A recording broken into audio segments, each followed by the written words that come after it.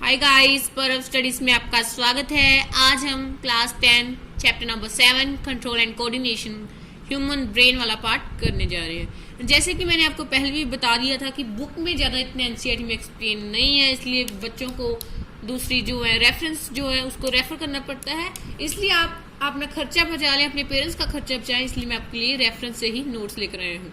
तो चलिए शुरू करते हैं। बुक्स में ह्यूमन ब्रेन की जो फंक्शन है वो इतनी अच्छी तरीके से नहीं एक्सप्लेन है, पर ये जो क्वेश्चन है ये बहुत इंपॉर्टेंट है, 5 मार्क्स में आता है। डायग्रामेटिकली मैं आपको समझाने जा रहा हूँ। चलिए देखते हैं।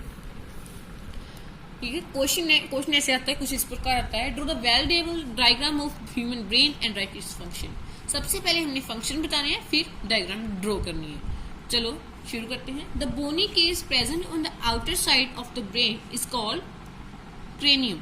जो कि हमारे ब्रेन को प्रोटेक्ट करता है उसको हम क्रेनियम कहते हैं। इसका क्रेनियम का फंक्शन भी पूछ लेते हैं कि वो हमारे बॉडी को मैकेनिकल सपोर्ट प्रोवाइड करता है और हमारी बॉडी को शॉक अब्जॉर्ब करने में भी हेल्प करता है। There are 3 lining outside the human brain and which will also protect human brain, and the fluid like substance is present between the 3 lining called meninges, and the fluid is called cerebrospinal fluid। कहते हैं, मैं आपको diagram भी show करने में जा रहा हूँ। ये 3 लाइन्स है, इसको हम कहते हैं, तीनों को हम कहते हैं मेनिंजेस। ठीक है, इसको क्या कहते हैं? मेनिंजेस। आप मेरे साथ बोलिए, मेनिंजेस। और इसके बीच में ही एक फ्लूइड लाइक स्ट्रक्चर प्रेजेंट होता है, उसको क्या कहते हैं? Cerebrospinal fluid.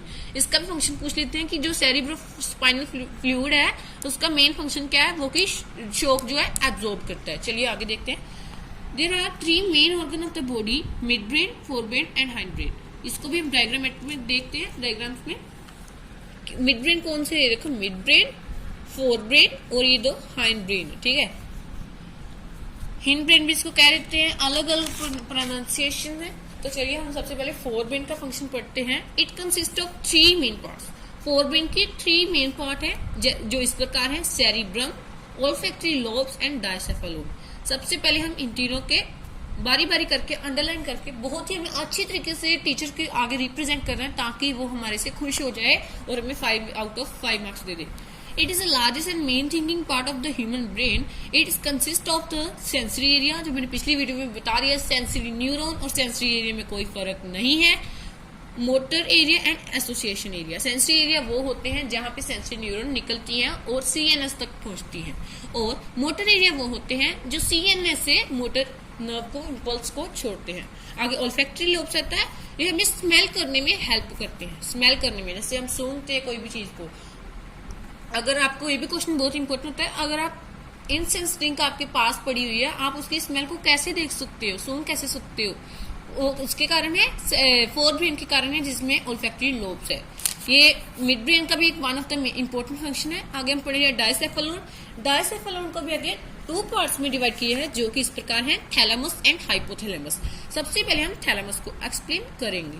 रिसीव, ये जो थैलेमस है ये सेंसरी इम्पल्स को मतलब कि रिसीव करता है, और जो सेरिब्रम है उसको ये अपनी जो भी ये मैसेज रिसीव करता है सेरिब्रम के पास भेज देता है।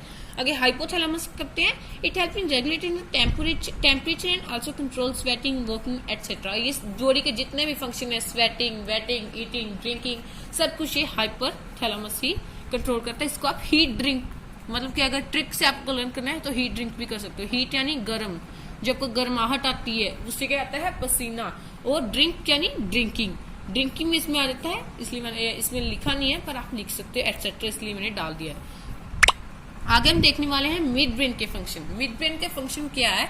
मैंने आपको पहले भी बताया, ये साइट देखने में और सुनने में हेल्प करता है, और देखने और सुनने में हेल्प करता है। और इसका और डायसेफेलोन में जो थैलेमस है उसका फंक्शन सेम ही है। ये क्या करते हैं?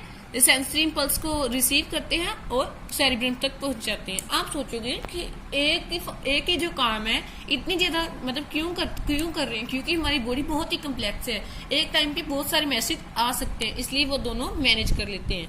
फिर आगे हाइंड ब्रेन का पढ़ने जा रहे हैं। ये जो है 3 पार्ट्स में आगे डिवाइड्स है, इसलिए पोन्स, मेडुला और सेरिबेलम। बैलेंस से आप समझोगे बैलेंस बना देता है। चलिए पहले पोन्स का पढ़ लेते हैं। पोन्स क्या करते हैं? इट विल कंट्रोल ब्रीथिंग, ये ब्रीदिंग को कंट्रोल कर लेते हैं। जैसे हम सांस आती है इसको कंट्रोल करते हैं। आगे मेडुला के बारे में पढ़ने जा रहे हैं। जो मेडुला है जो इनवॉलंटरी एक्शन जो है कंट्रोल करता है।